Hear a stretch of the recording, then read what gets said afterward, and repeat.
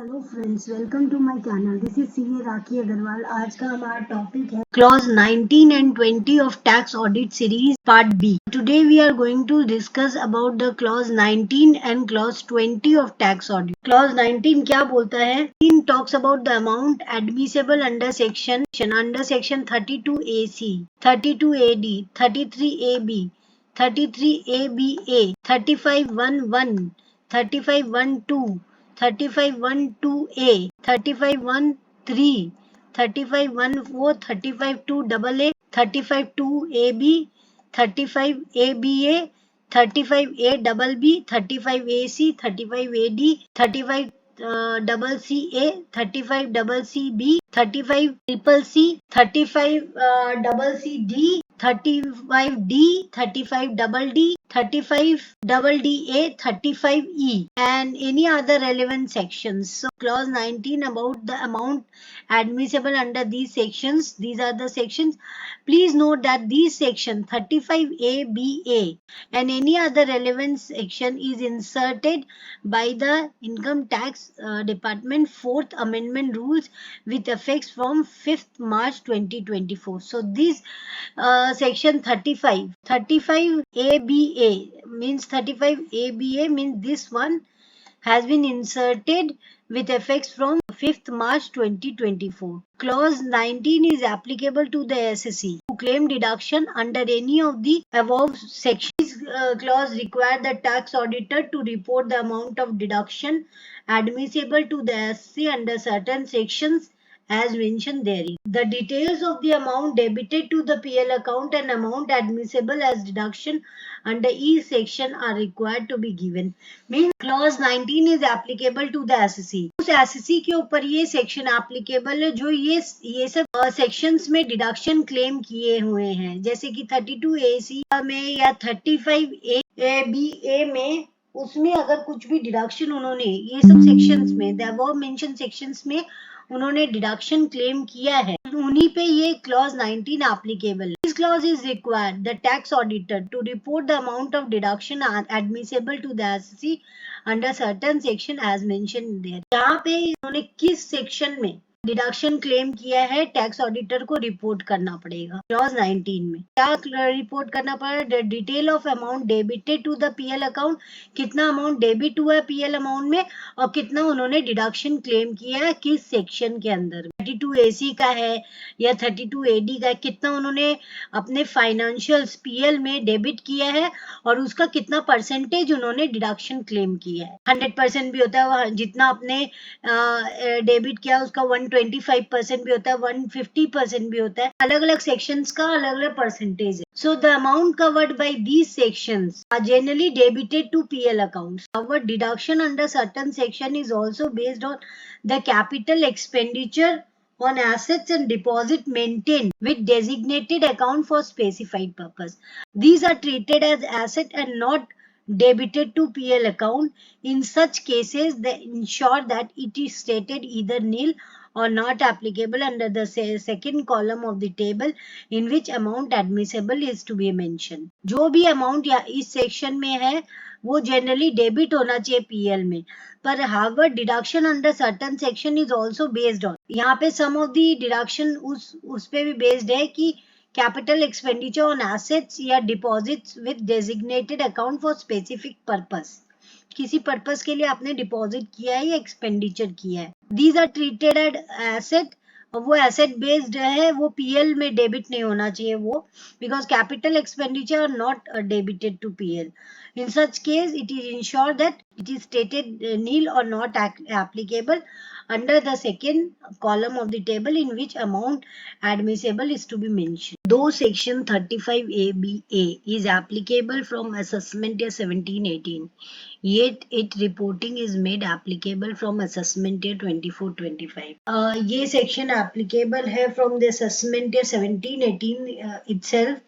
ये आ गया था, पर टैक्स ऑडिट में इसका reporting requirement made applicable from assessment year 24-25. By reporting under clause 19 and certifying various deductions The tax auditor verify the documentary records in support of various deduction claimed and also condition of allowability of various deduction. Means अगर आप clause 19 of tax audit में report कर रहे हो और deduction claim किया है आपने रिगार्डिंग द वो मेंशन्ड सेक्शंस, अलग अलग सेक्शंस में अलग अलग परसेंटेज प्रेस्क्राइब्ड है, जैसे जितना एक्सपेंडिचर उसका 15%, 50%, 100%, उतना डिडक्शन आपको मिलता है. Tax auditor should verify documentary record. जितना भी डिडक्शन क्लेम किया गया है टैक्स ऑडिटर डॉक्यूमेंट देखेगा in support of various deduction claimed and also उसका कंडीशन भी चेक करेगा regarding the allowability of various deduction, कि कंडीशन फुलफिल हो रहा है regarding the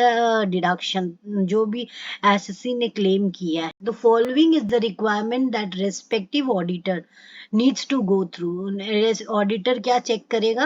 verify the payment and contribution made under the above section with the supporting. Payment कितना हुआ है, कितना कॉन्ट्रीब्यूशन हुआ है, किस सेक्शन के अंदर में हुआ, अब along with the supporting documents. Verify the admissibility of deduction with reference to compliances of the condition mentioned in the respective section. किस हिसाब से डिडक्शन एडमिसेबल है और उसका क्या क्या कंडीशंस है, वेदर फुलफिल हुआ है कि नहीं, किस सेक्शंस के अंदर में कौन सा कंडीशन है और कितना परसेंटेज ऑफ अलाउबिलिटी है, वो auditor should check. Verify the amount claimed as deduction and amount debit not debited to PL account. Check whether the necessary approval from the prescribed authorities have been obtained whenever required. Check करेगा necessary approval from prescribed authority, whether deduction obtain करने के पहले approval लिया गया है कि नहीं proper, तो ऑडिटर भी चेक करेगा कि proper approval is taken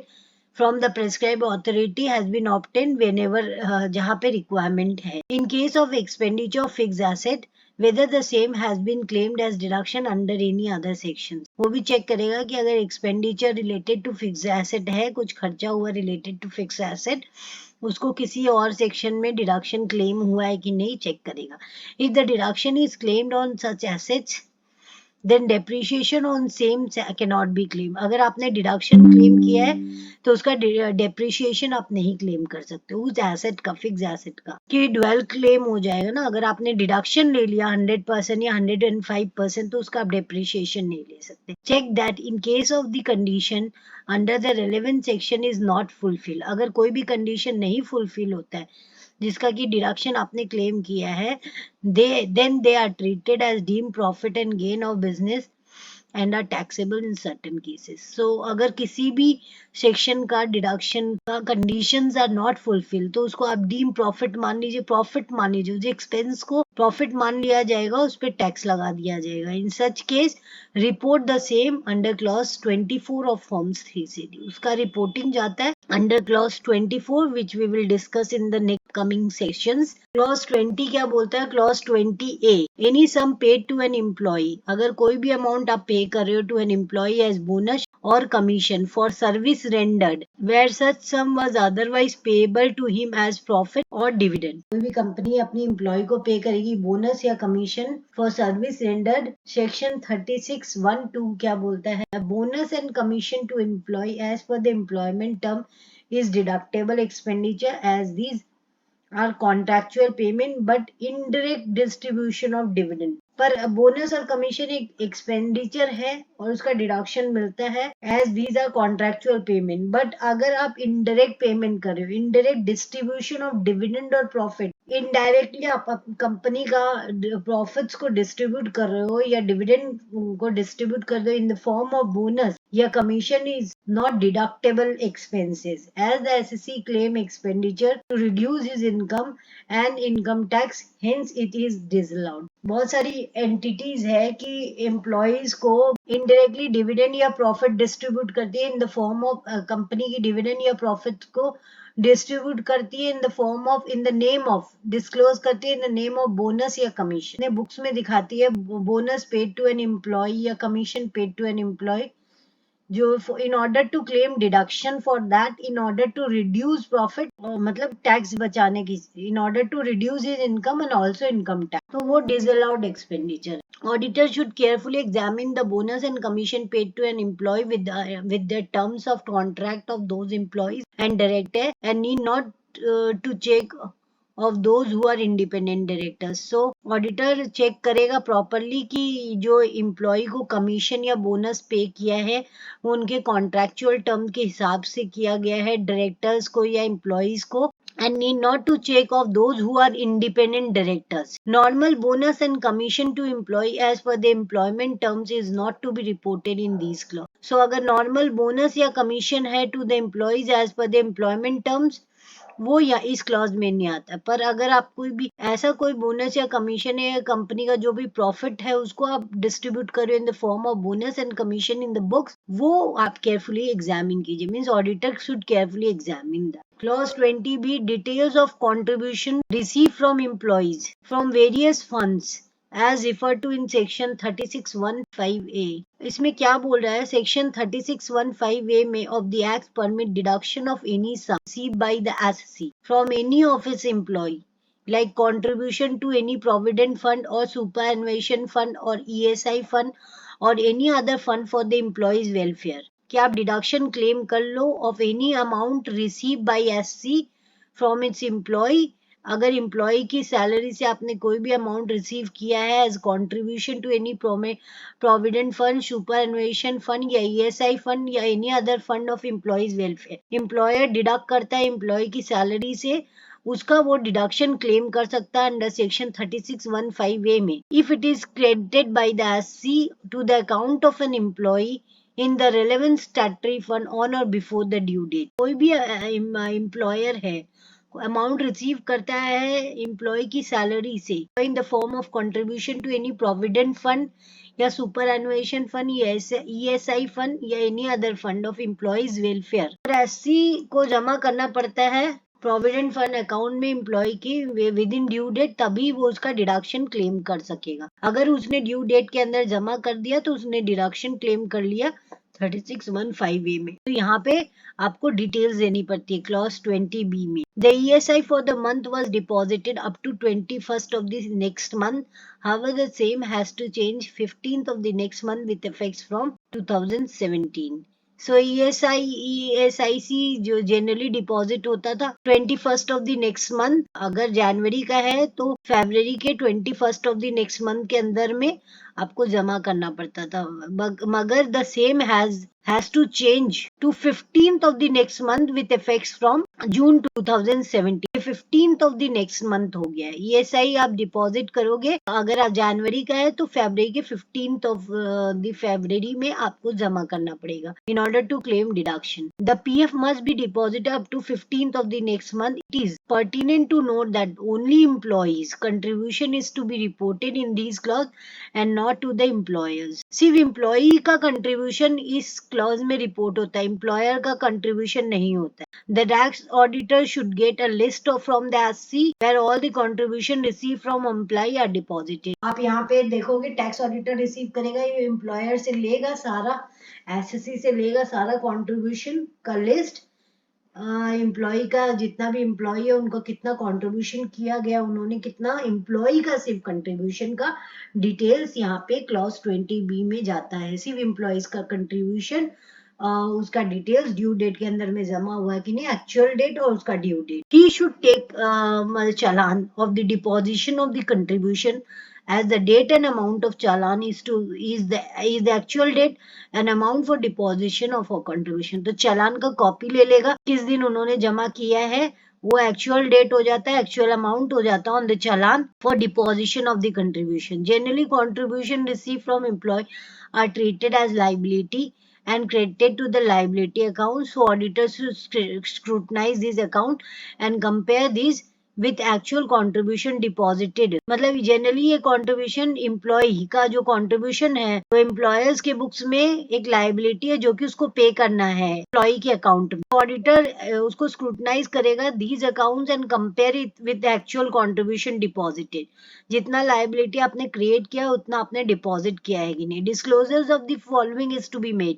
nature of the fund, किस नेचर का फंड है, वेदर प्रोविडेंट है कि ESI है कि पीएफ है, सम रिसीव कितना आपने रिसीव किया एम्प्लॉय से, due date of payment, actual amount paid, actual date of payment to the concerned authority. Due date of payment is the due date as per the relevant law under which such sum is received from the employees. So practically देखिए part B of form 3CD क्या बोलता है, clause 19 में amount admissible section में आप claim कर रहे हो, देखिए section different sections are there, section 32AC, section 32AD, section 33AB, section 33ABA। तो यहाँ पे amount debited to PL account, deduction as per the provisions of income tax act 1961 and fulfil the condition, सारा conditions fulfil हुआ है कि नहीं check कर लीजिए, और उसमें कितना deduction allowable as per the income tax act वो आप यहाँ पे डालिए। और फिर अगर आपने क्लॉज, ये तो क्लॉज 19 के बारे में ऐसे आप डिस्क्लोजर दोगे।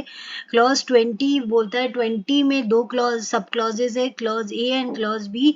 क्लॉज ए बोलता है अगर आपने कोई भी अमाउंट पे किया है to an employee as bonus या commission for service rendered, sum was otherwise payable to him as profit और डिविडेंड। सो सेक्शन 36(1)(2) में डिस्क्रिप्शन डालिएगा को बोनस या कमीशन दे पे किया है, कितना पे किया है, अपने बुक्स में डिविडेंड या प्रॉफिट्स को खाने के पर्पस से आपने बोनस या कमीशन दिया है और वो कॉन्ट्रैक्चुअल एग्रीमेंट के हिसाब से नहीं है, तो ऑडिटर शुड डिस्क्लोज कि as per the terms of conditions के हिसाब से नहीं है, किसका किस नेचर का है, बोनस है या कमीशन है, और कितना अमाउंट है, तो ये दिखाना पड़ेगा। और क्लॉज बी में बोलता है detail of contribution receive from an employee, employees से अगर एम्प्लॉयर ने रिसीव किया है और स्टैट्यूटरी डिपार्टमेंट में जमा किया है विद इन ड्यू डेट, तो यहाँ पे डिटेल्स जाती है, इसकी सारी डिटेल्स जाती है, किस नेचर का फंड है, whether gratuity fund, provident fund, superannuation fund, any other fund, employee ने कितना अमाउंट रिसीव किया है, इसको डिस्क्लोज करना पड़ेगा। डेट तो 15th of the following month है। एक्चुअल अमाउंट पेड, कितना एक्चुअली अमाउंट आपने पे किया है, पेमेंट आपको चालान से मिल जाएगा, एक्चुअल डेट भी आपको चालान से मिल जाएगा, डेट ऑफ पेमेंट। रिपोर्ट में क्लॉज 20A में और 20B का रिपोर्टिंग रिक्वायरमेंट है of form 3CD। Thank you for watching my video. If you like please share subscribe my